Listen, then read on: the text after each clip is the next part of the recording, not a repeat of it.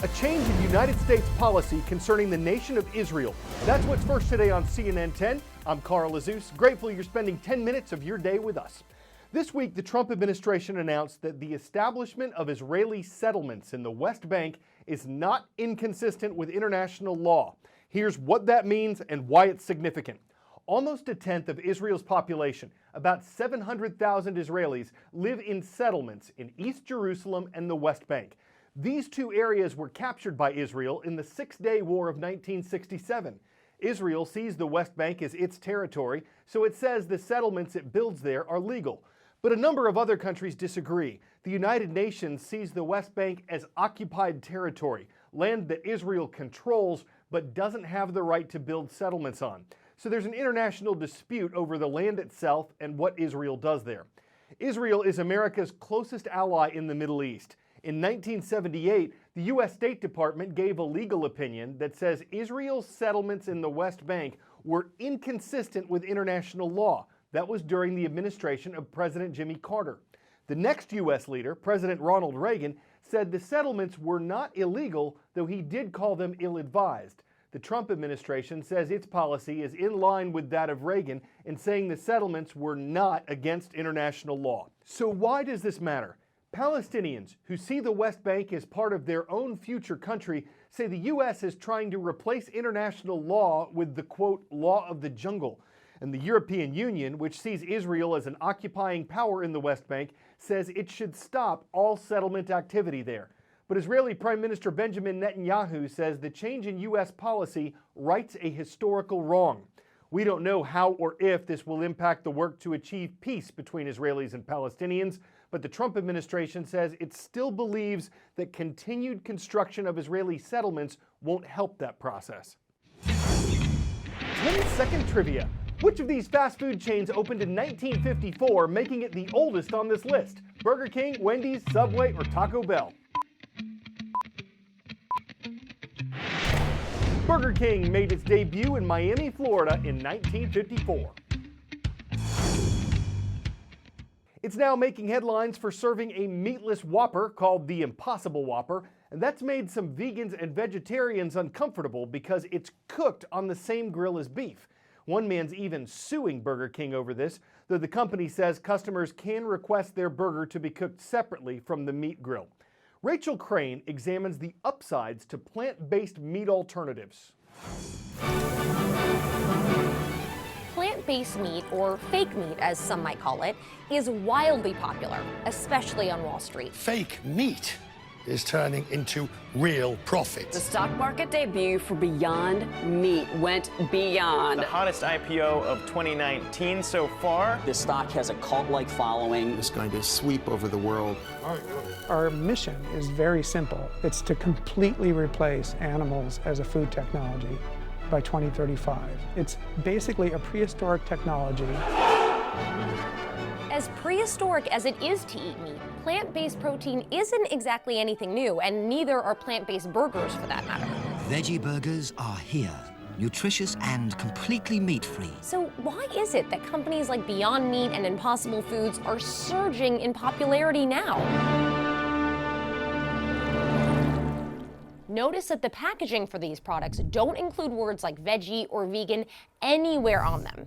And that's on purpose. We absolutely only categorically care about meat eaters. It doesn't accomplish anything to sell meat to a vegetarian.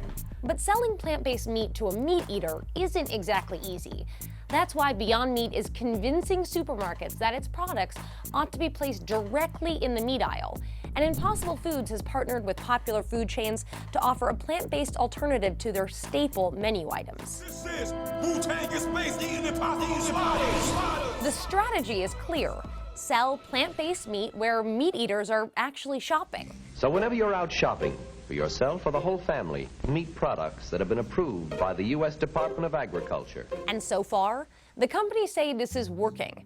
In the first half of 2018, for instance, 93% of customers who bought Beyond Meat's plant-based products in Kroger grocery stores also bought real animal meat.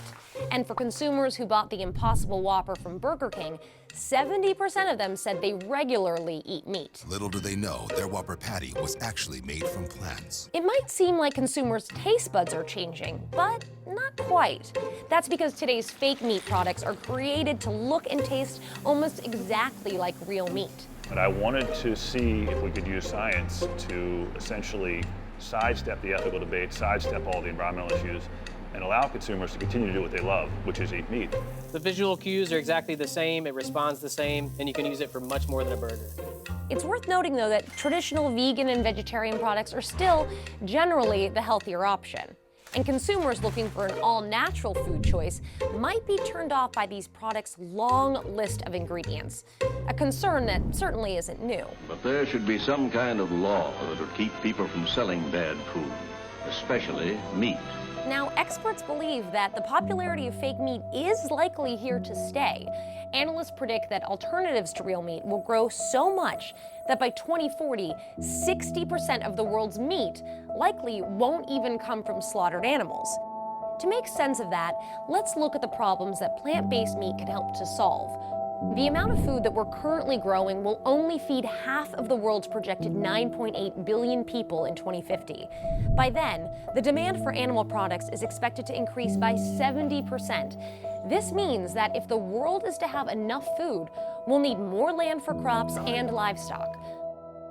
Now take a look at Beyond Meat's plant-based burger patty. Compared to a quarter pound of real beef, Beyond Meat's burger has 99% less impact on water scarcity and 93% less impact on land use, 46% less energy, and emits 90% less greenhouse gases. And the company claims that those benefits come without sacrificing much in taste, texture, or even appearance of your food. So if you're a farmer, hypothetically, of 100 acres, you can now grow on 7 acres what you used to grow on 100. So you've essentially gained 93 acres now to grow other crops. You can create wealth by doing that. In the US, a quarter pound of plant-based meat is roughly $2 more than real meat. If we can get the taste right and the whole sensory experience right, if we can get nutrition right to where you get all the great stuff that's in meat but none of the downside, and you get price right, then it becomes, why wouldn't you do this? But it's those three things, taste, nutrition, and price, that could stand in the way of plant-based meats becoming the alternatives that companies and advocates hope they'll be. Though it soared over the summer, Beyond Meat's stock has been steadily dropping since then. It's now less than 1/3 the price as it was at its peak in late July. Investors are concerned about increased competition from bigger food companies, and some believe that plant meats that are popular now won't stay that way. A survey that came out 5 years ago found that more than 80% of American vegetarians eventually started eating meat again.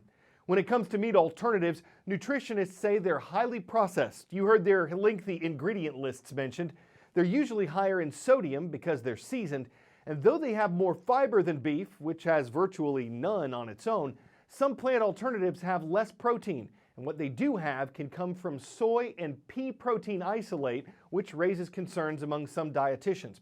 Nutritionists say that if you want a vegetarian burger, and if you want it to be the healthiest one possible, the best thing to do is to make it yourself at home.